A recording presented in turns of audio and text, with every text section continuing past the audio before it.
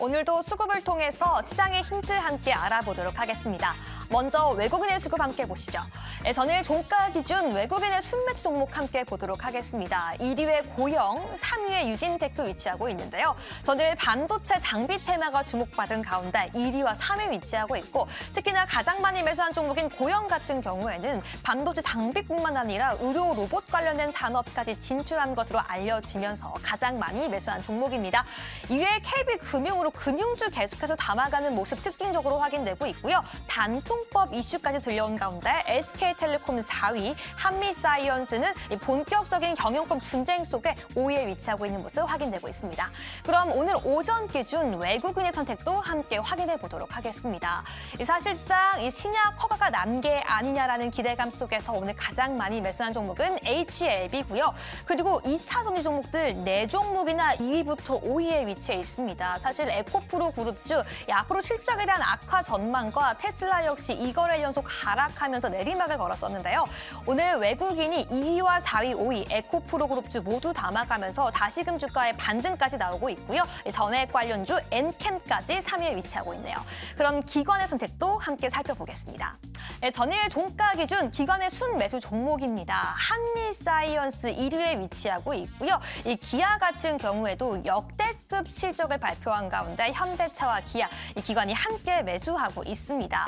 특히나 카카오 같은 경우에도 이 5위에 위치하고 있고요. LG화학과 셀트리온, LG화학 같은 경우에는 이 실적 악화 전망 속에 지방 분해 주사에 대한 이 신규 사업으로 진출한다는 소식 전해지면서 3위에 위치하고 있고요.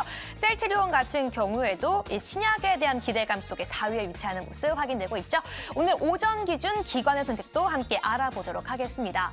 네, 오늘 같은 경우에는 건설기계 연일 강세를 보이고 있는 가운데 기관의 선택을 받았습니다. 1위에 HD 현대건설기계 그리고 4위에 HD 현대인프라코어뿐만 아니라 동국제강까지 2위에 위치하고 있고요. LG화학은 연일 담아가면서 오늘 같은 경우에는 코스피 이전 상장 이후 올해 연일 내리막을 걸었음에도 연기금이 올해 2거래를 제외하고 계속해서 매수했던 포스코 DX도 5위에 위치하고 있습니다. 그럼 마지막으로 개인의 선택도 알아보도록 하겠습니다. 네, 개인의 전일 종가 기준 순매수 종목입니다. 네, 전일 스펙 합병 상장을 하면서 상장 첫날 상한가를 기록했죠. 드림인사이트 1위로 매수했고요. 이 네오셈에 이어서 LG이노텍 그리고 2차 전지 종목 계속 담아가고 있습니다. 에코프로 BM과 함께 기가버스, 이 반도체 장비 관련주 네오셈과 기가비스 함께 담아가는 모습 체크가 되고 있습니다. 이렇게 외국인과 기관, 개인의 수급까지 함께 알아봤는데요. 수급을 통해서 어떤 특징 알아볼 수 있을까요? 교수님들 알려주시죠.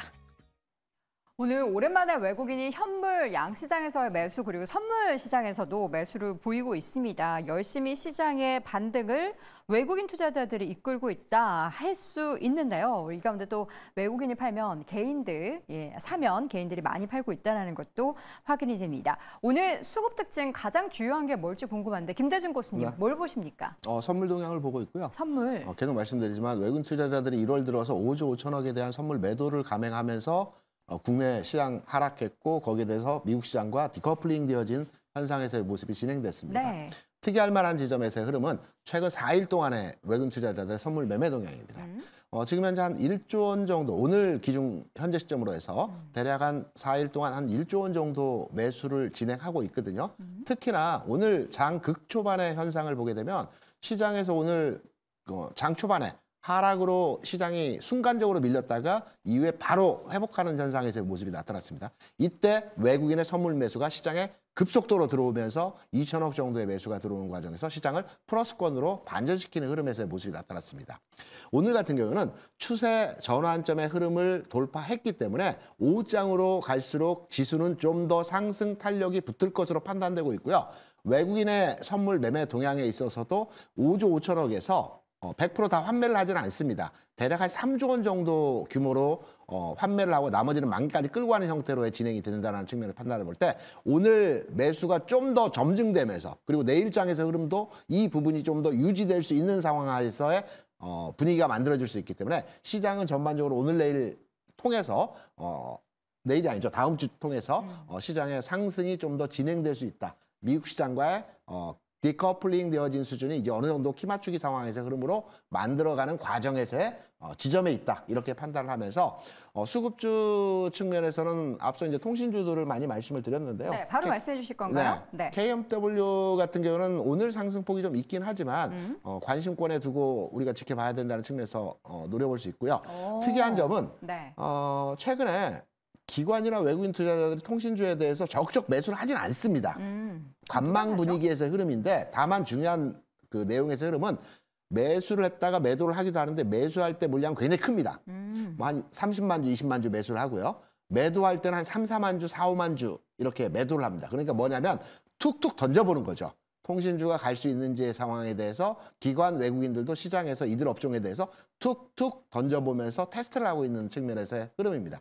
기존까지는 볼 수 없었던 매매 동향에서의 흐름이거든요. 네. 그래서 수급적 측면에서도 좀 더 개선되는 흐름에서의 모습들이 조금씩 나타나고 있다. 그래서 통신주에 대한 관심이 요구된다는 측면에서 KMW 수급주로 관심주로 말씀을 드립니다. 아, 그래서 아까 통신 장비주 할 때 적극적으로 그 종목을 말씀 안 해주셨던 이유가 네. 여기에 또 숨겨두셨군요. 자, 오늘의 탑픽은 KMW 일단 김대진 교수님 거 들어봤고요. 이어서 김종효 교수님. 네. 뭐 최근 자동차 종목 중에 가장 좋지 않나라는 생각도 드는데 한국타이어앤테크놀로지입니다. 네. 최근에 이제 뭐 이슈가 하나 있었죠. 뭐 경영권 관련된 이슈가 있었지만 뭐 그 이슈는 이제 사라진 것으로 보이고 최근에 뭐 차를 살 때 그 전기차가 되니까 기본적으로 무거워지잖아요. 그쵸. 하이브리드든 전기차든 배터리가 들어가면서 무거워지니까 당연히 타이어의 크기가 커지고요. 그다음에 또 최근에 경향 중에 하나가 예전보다 휠을 1인치, 2인치 정도 더 큰 걸 끼는 그런 유행 같은 유행이 또 나타나고 있어서 큰 거 끼면 뭐가 좋아요? 아무래도 좀 더 뭐 간지가 적절한 나요? 표현 제가 쓰려고 그랬는데 감사합니다. 먼저 써주셔서. 멋들어지게 보일 수 있다. 네. 외관상으로. 뭐 이렇게 차에 이제 멋을 좀 중요시하는 분들은 너무 이렇게 공간이 많이 남는 걸 원하지 않으시더라고요. 뭐 저는 잘 모르겠지만 어쨌든 그런 경향이 최근에 나타나면서 전체적으로 인치수가 계속 늘어나고 있거든요.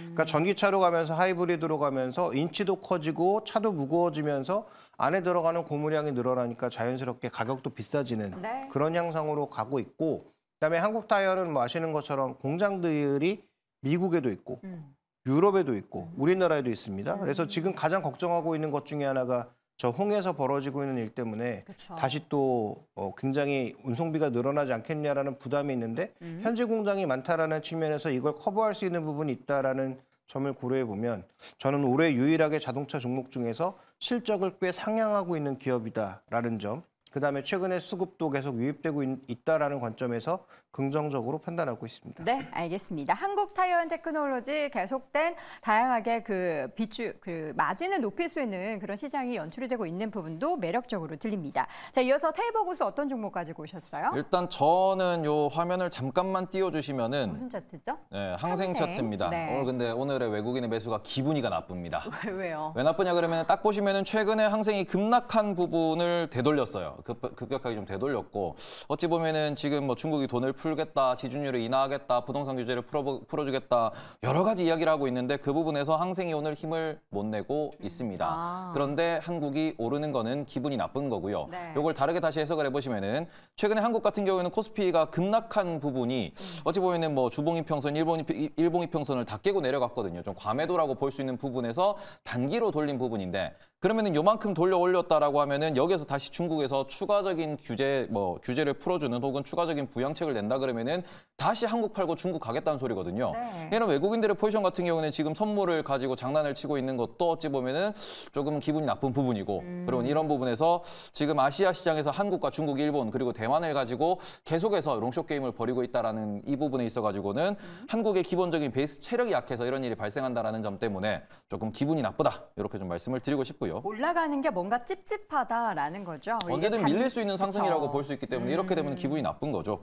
그리고 오늘 제가 좀 말씀드릴 종목은 네. 제가 좀 젊은 감성으로다가 어떤 거예요? 데브 시스터즈를 갖고 왔습니다. 데브 시스터즈 어떤 기업이죠?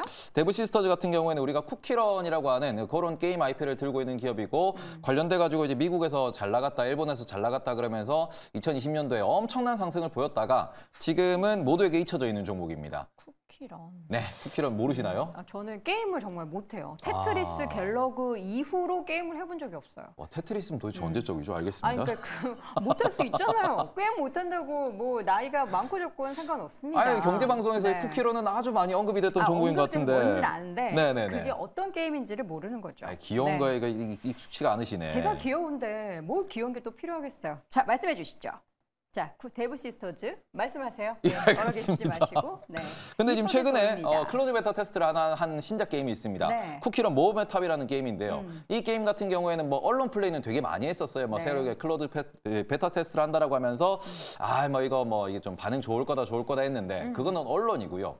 실제로 게임을 하신 분들의 리뷰를 제가 좀 찾아봤는데 반응이 상당히 좋습니다.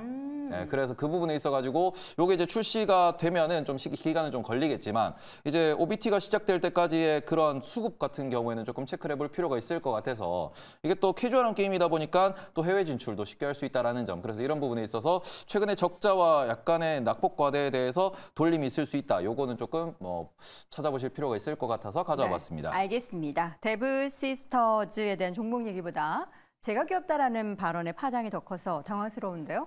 왜요?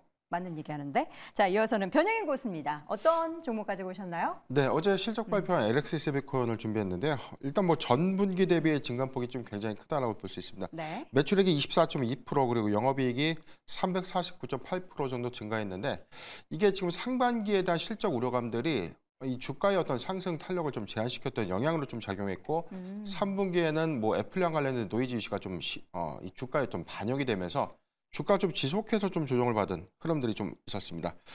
단기간에서 뭐 95,000원 이탈 이후에 지속적으로 주가는 좀 우하향 패턴을 좀 그린 바 있었고 오늘 실적에 대한 기대감들로 좀 반등에 좀 성공했지만 우선 4분기가 예상보다 좀 양호했던 실적 그리고 2024년도에 대한 이 스마트폰 또는 중소형 이 디스플레이 구동칩에 대한 이 판매율이 좀 더 증가될 수 있다는 점 그리고 애플이 이 OLED 아이패드 출시 관련된 어떤 이 수혜 이 부분을 좀 중점적으로 보자라고 판단해봤고 지금 온디바이스 AI 관련된 이 수혜가 팹리스 업체에 대한 어떤 실적 기여도로 좀 작용하지 않을까 보고 있습니다.